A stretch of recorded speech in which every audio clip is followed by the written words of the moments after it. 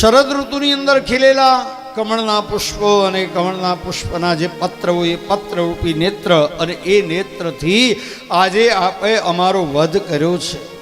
કૃષ્ણ આજ કહી દો, કેવલ શસ્ત્રથી જ વધ થાય કે નેત્રરૂપી બાણોથી પણ વધ થઈ શકે છે. આજે આપે અમારો વધ કર્યો છે.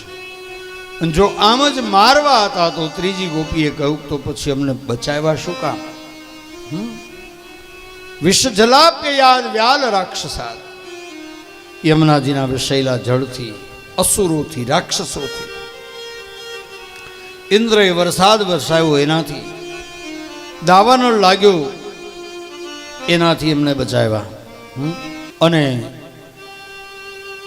એટલું જ નહીં, વૃષભાસુર જેવા અસુરથી અમારી રક્ષા કરી અને આ વિશ્વના ભયથી અમારી રક્ષા કરી.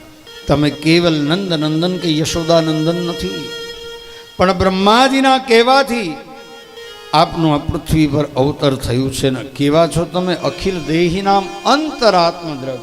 અંતર તમામ જે દેહધારી જીવાત્માઓ છે ને એના અંતર આત્મા તમે છો.